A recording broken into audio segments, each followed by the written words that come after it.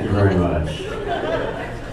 Well, good evening. Welcome to my portion of the show. I will be here with you for a little while. Give yourselves a round of applause for staying. Even though you knew I was going to be here, that's why you're here. I got to tell you, I am proud to be here. I am originally from Philadelphia. I grew up in Northeast Philadelphia. Northeast High School. Any Northeast grads? No, there aren't any. I was the last one. They killed themselves when they got out of there. But I gave up Philadelphia to move to California in 1979. I have been a comedian since 1974. I have never had a day job. Yep. So my career's ended tonight. But otherwise, and my name is Perry. The older people will remember Perry Como. There was Perry Mason. My mother uses a medication called Perry Anal Cream. She has to tell me every phone call. And now there's a very famous rock and roll star, pop star, Katy Perry. Yeah. Yep. Okay, first of all, we're not the same person. She's a woman. I'm a man. Don't make me prove that. I proved it last week. She looked down and said, "Oh, you're Jewish." All right, the 90 you can explain it to the rest of the people. Yeah, I'm also 67 years old, and I can still. Thank you. 67, and I have a 13-year-old daughter. Yes, ladies. I'm talking to this table over here. Yeah, to me, you look like a buffet.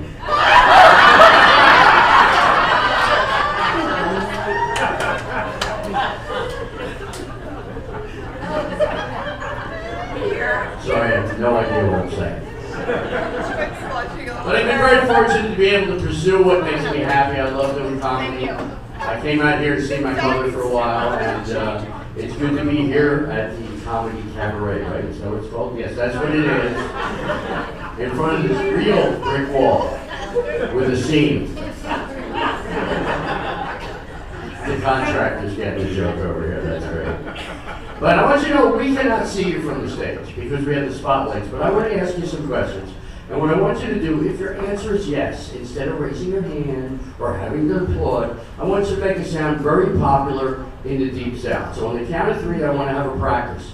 Everybody go hee-haw as hard and as long as you can. Ready? 1, 2, 3.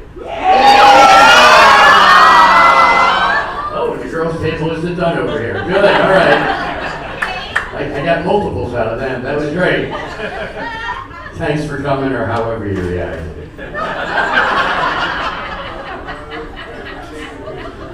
I'll tell you when it's a joke. All right, now remember, if your answer is yes, you go eat up. First question, how many people are seeing me today for the first time? Yeah. Okay. How many have never seen me before? Yeah. I confused a couple people, all right? How many people are here tonight? Yeah. Yeah. How many don't know where you are?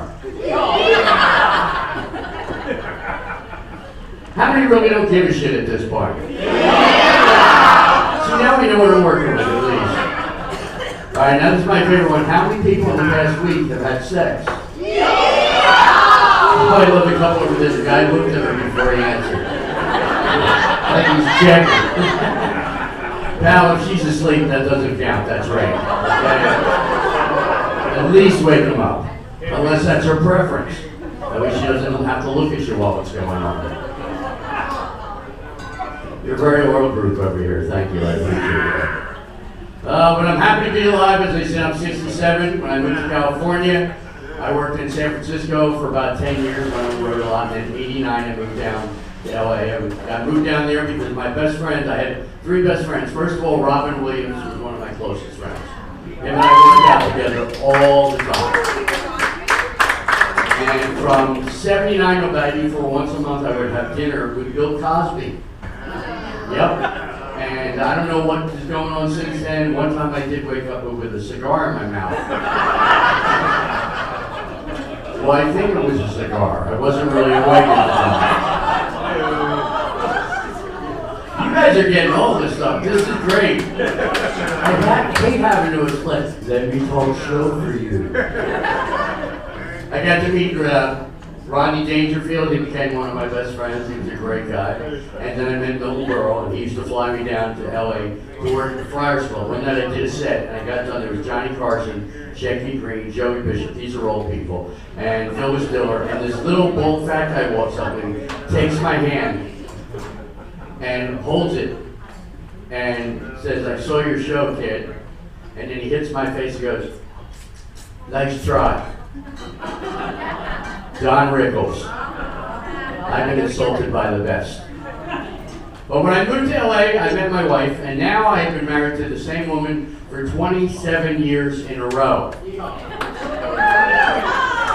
Consecutively. And we met online. Now, in the early days, we didn't have color pictures. It wasn't like it is now, where you can see the person. It was just letters, and they were black and white. And the letters were so slow, you had to watch them build dot by dot. So I typed my name, going, boop, boop, boop, boop, boop, boop, boop, boop, boop, boop, boop. That was the P alone. By the time my name finished printing on the screen, she made a sandwich, ate it, digested it, made another sandwich. So she called me, and I fell in love with her on the phone, because she had a southern accent. Anybody here from the Deep South out there? No, they don't know how to raise their hand down there. People in the Deep South enjoy talking. They take their time when they talk. They got a southern drawl.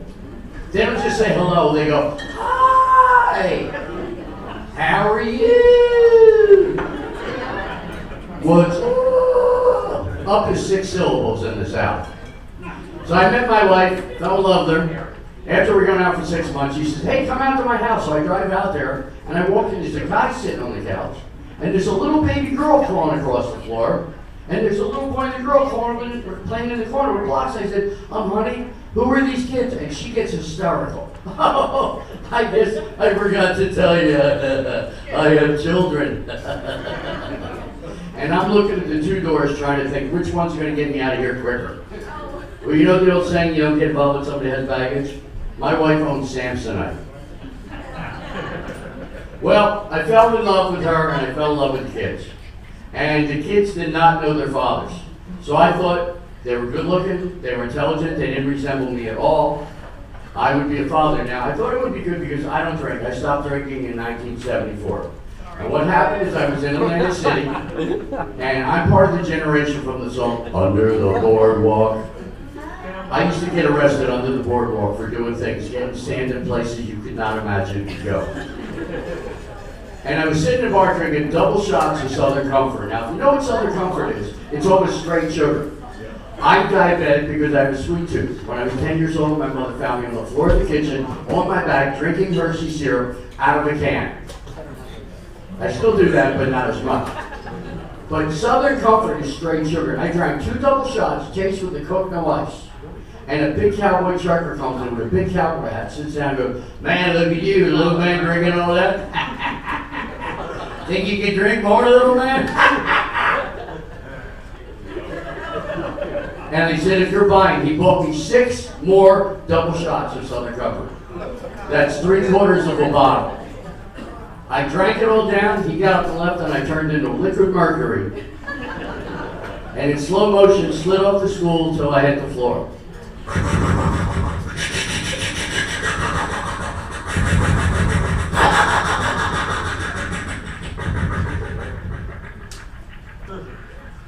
And I said the same thing every drunk man says when he knows he's drunk.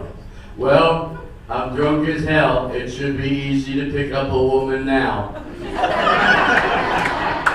See, guys, the ladies are laughing because guys think they're sexy because they can mumble and drool at the same time. Do you ever walk past when they're leaning against the wall? "Hey, how you doing? Hey, how you like?" "I'm sorry." "Hi, you like me? I got a weenie." "Well, I did." So I walked across the street. I did one of those stabilize. I was drunk and I stabilized against the invisible wall. You ever see drunks do that? It's like that.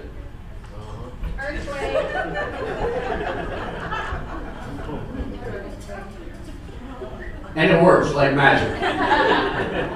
I go into the bar trying to get women to dance with me, but they couldn't understand me because I couldn't understand them. Basically, I'm going,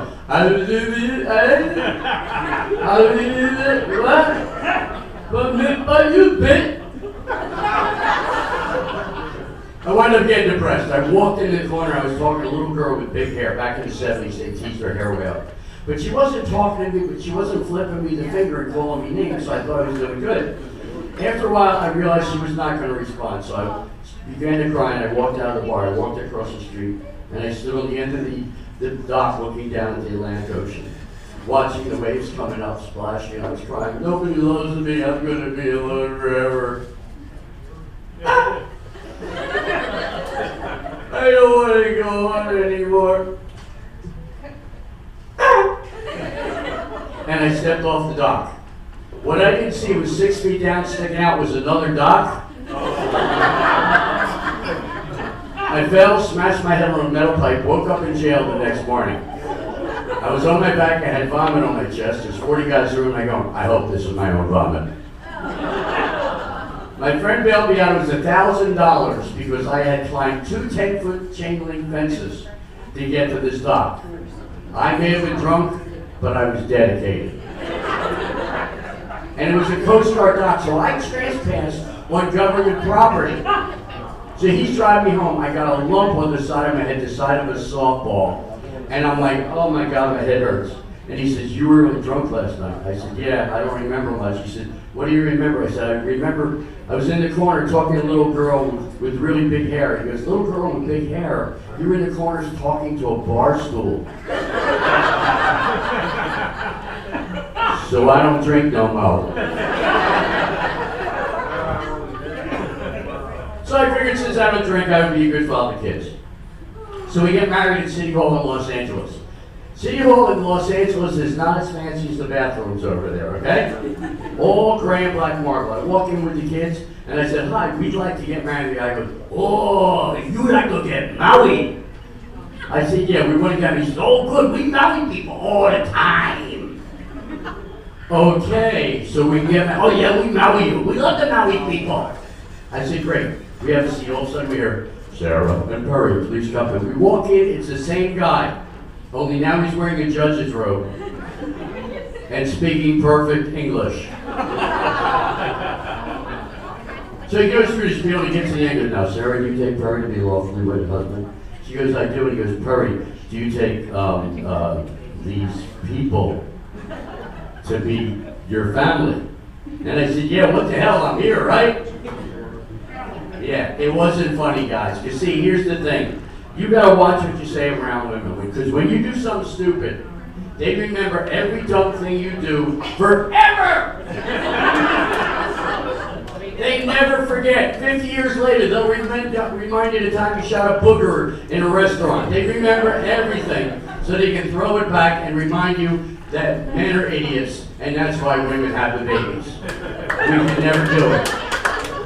You put up with so much shit, so much aggravation called men. I don't know how you do it.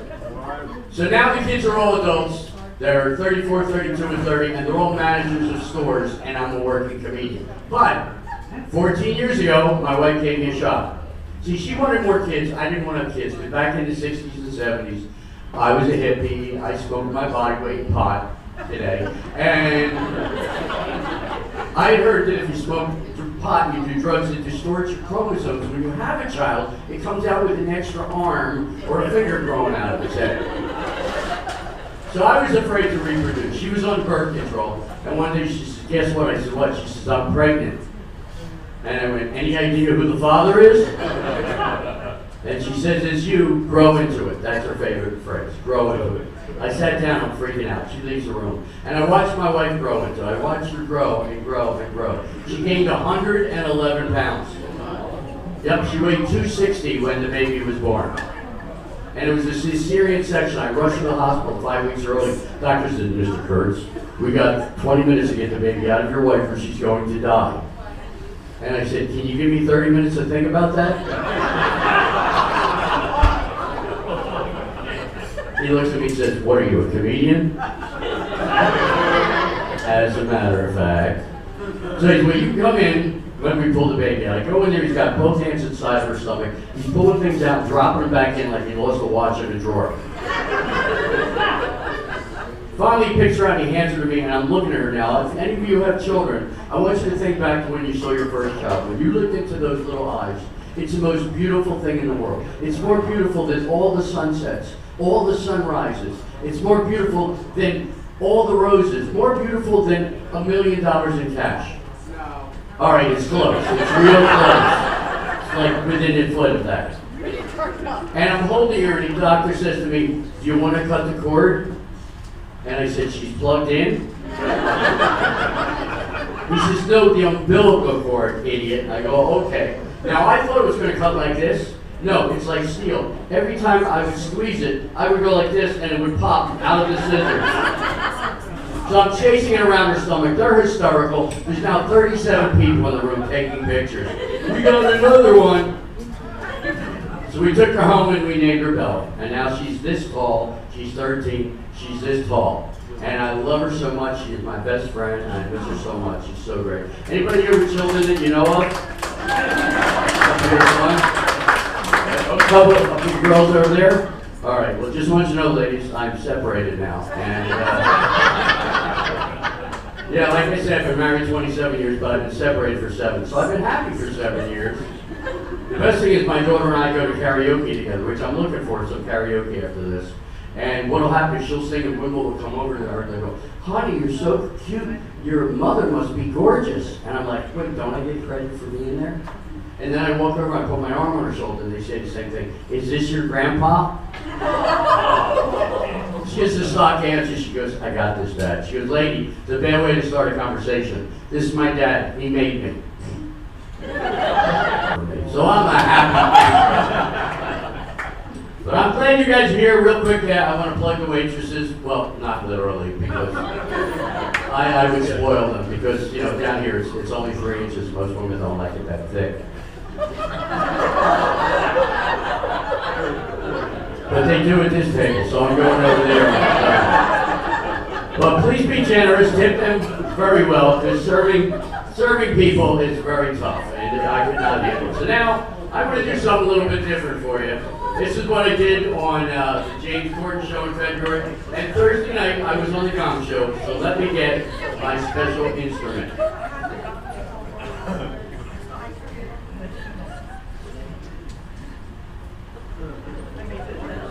Anybody remember these? This is called a keytar. It's called a keytar because it's a cross between a guitar and a keyboard. Duh. What's great is you turn it on and you're playing rhythm and blues. No hands and you can jam.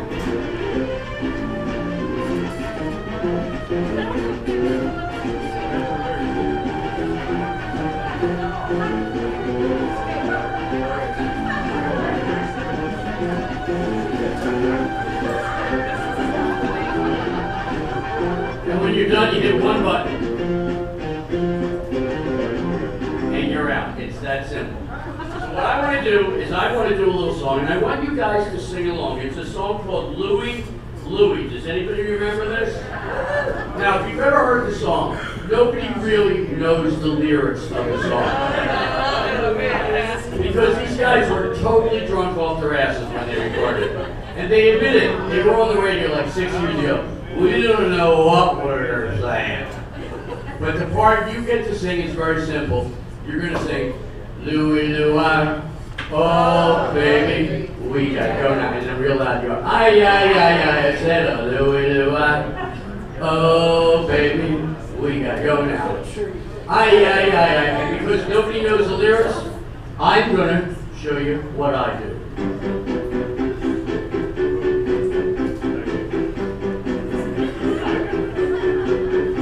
Yeah, that's right, motherfucker. Here's what I'm going to do. I got dreams that came from you. You ladies can make all the noise that you want. Oh, I like that last one. I'm trying to be up front. Yeah, you play your cards. You just might get lucky.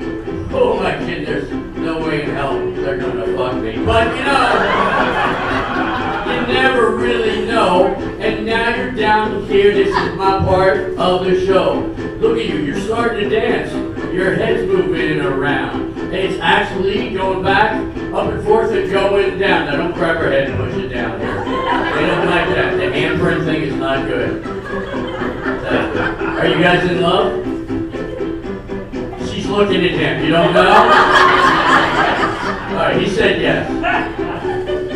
See, I play at senior centers all the time, and I had an old couple in the back of the room, and they were making out. And if you don't notice, old people are having a lot of activity because they think they're going to die tomorrow. And this guy kept making out. I said, "Sir, are you guys in love?" He goes, "Nah, we're just fucking."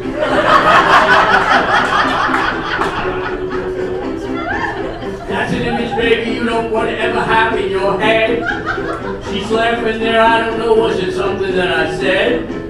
The rest are all quiet. But here's what I want you to do. I want to hear you sing a little Louie Lou. You ready? Louie Lou, oh, baby. Well, we gotta go now.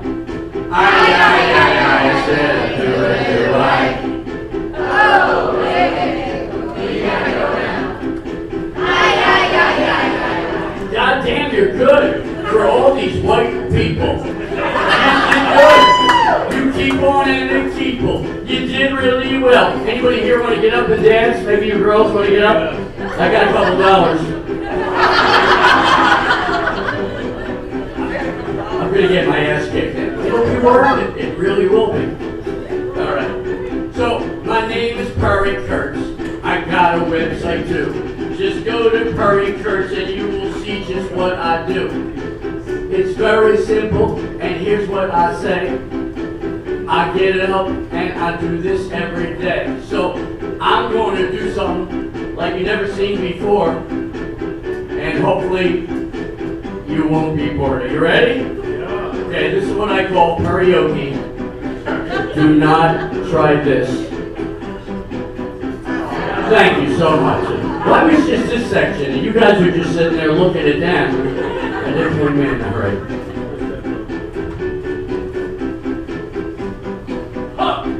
One, two, three.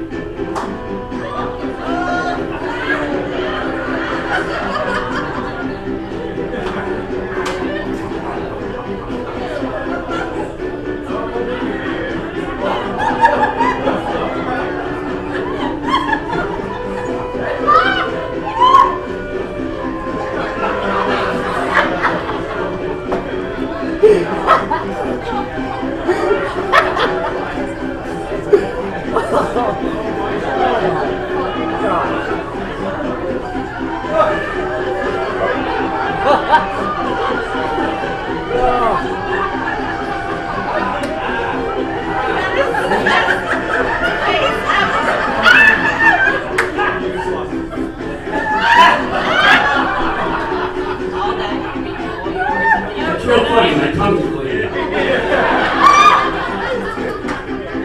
Proving that people only laugh when other people are pain. That's very nice of you.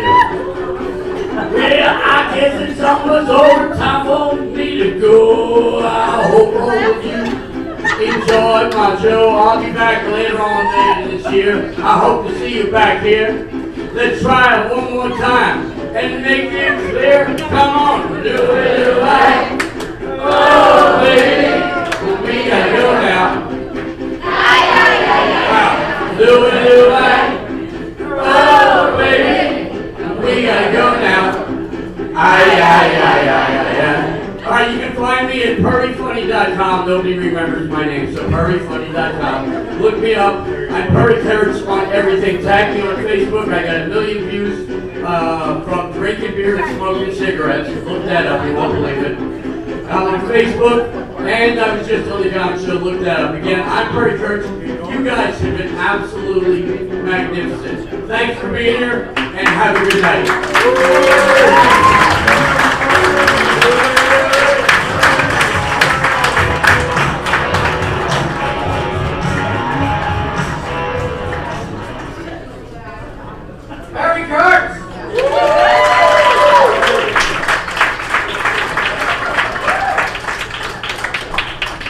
like I need a shower.